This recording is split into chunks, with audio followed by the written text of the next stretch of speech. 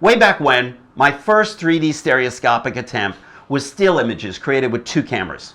Emboldened by that success, my first 3D stereoscopic video was a pair of cameras without sync that gave you an instant headache.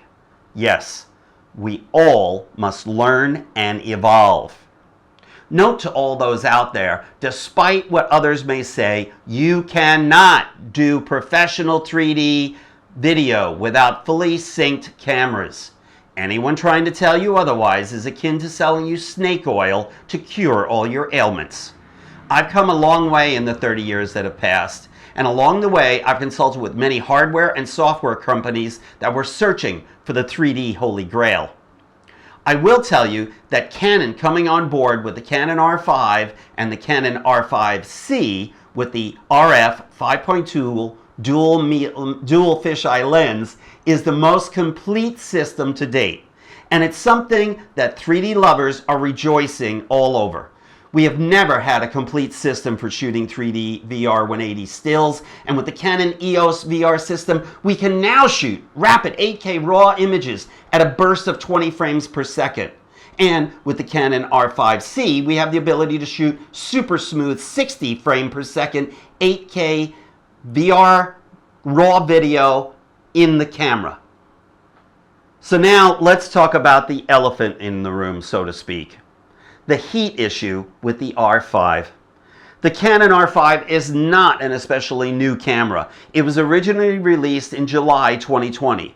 The overheating issue has always been there, but when the RF 5.2mm dual fisheye lens was released, the issue reached a boiling point for many of us hungry for the VR 180 powerhouse. The issue isn't as bad when you're shooting at a lower resolution, but I experienced it even while shooting those wonderful 20 frame per second bursts of still images. Likewise, the concern is less if you're recording in the HEVC format, but none of the homemade fixes have solved the problem. Tilta even came out with a heatsink / fan add-on that kinda sorta works, but not really. So, along comes what may be the perfect storm, the R5C. It offers us compatibility with the RF 5.2mm dual fisheye lens and fixes the overheat conundrum and gives us that fabulous 60 frame per second video. Why, you ask, is 60 frames per second better? At recording speeds lower than 60 frames per second, some videos, especially those with motions, could cause VR watchers to feel ill. 60 frames per second solves that. Although as we progress, 90 frames per second would even be better. But for now, VR headsets are not geared for 90 frame per second video. I'm not talking about VR games, which are already higher than 90 frames per second. But we still get that amazing 20 frame per second still image burst and the ability to adjust the shutter speed. Nothing illustrates that better than these images of the beautiful flowing water at the Klong Lan National Park in Thailand. Now this image is shot at ISO 1600 f32 1/5000th of a second, and it's a textbook illustration of freezing the water. You easily see the droplets as they splash against the rocks. Contrast that with this image, shot at ISO 100 f4 and 1/200th of a second, and it slows the water down to create more of a flowing effect. Now, let's really slow it down with this image.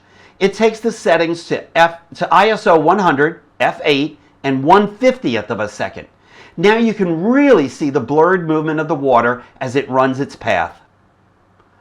Until now, VR 180 disciples didn't have these options, and I, for one, am thrilled.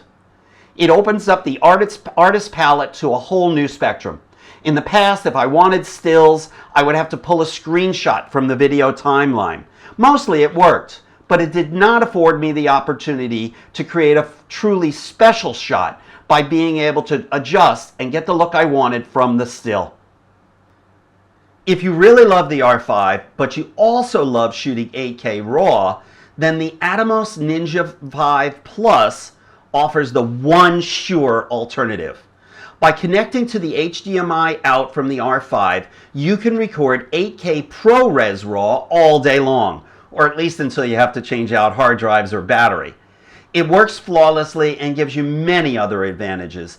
Even if RAW isn't your preferred format, the ability to record HEVC 422 10-bit to your Atomos Ninja 5 Plus is a fantastic advantage. So now, let's look at each camera for what they have in common and what is very different. To begin with, the R5C is not just an R5 with a fan. Yes, the R5C has a cooling fan, which is common on most cinema-grade EOS cameras. It has the option of always being on or be put in auto mode.